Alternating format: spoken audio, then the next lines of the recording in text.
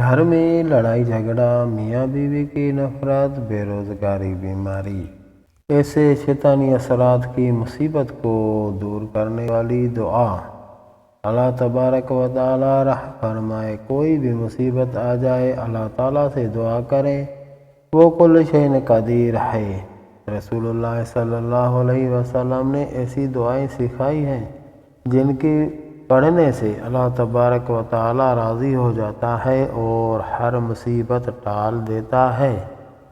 حضرت انس بن مالک رضی اللہ عنہ سے روایت ہے کہ رسول اللہ صلی اللہ علیہ وسلم کو جب کوئی مشکل کام درپیش ہوتا تو آپ صلی اللہ علیہ وسلم یہ دعا مانگتے تھے۔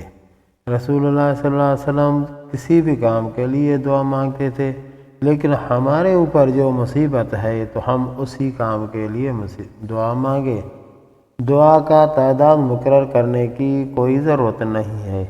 ہاں، ایک بات کی تو ضرورت ہے، وہ یہ ہے کہ دعا پڑھیں نہیں، دعا مانگیں، اور ایسی التجا، عاجزی، خشوع اور خضوع سے مانگیں کہ آپ کی آنکھوں میں آنسو ضرور آ جائیں۔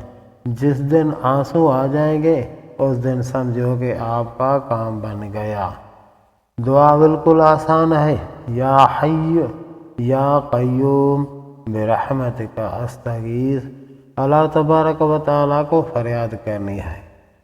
اے ہمیشہ زندہ رہنے والا، قائم رکھنے والا، میں تیری رحمت کے واسطے سے فریاد کرتا ہوں تجھے، میری فریاد رسائی کر، میری یہ مشکل دور کر۔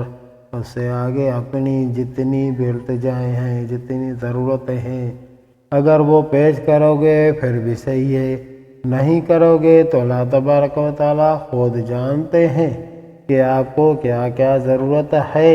انشاءاللہ کام بن جائے گا۔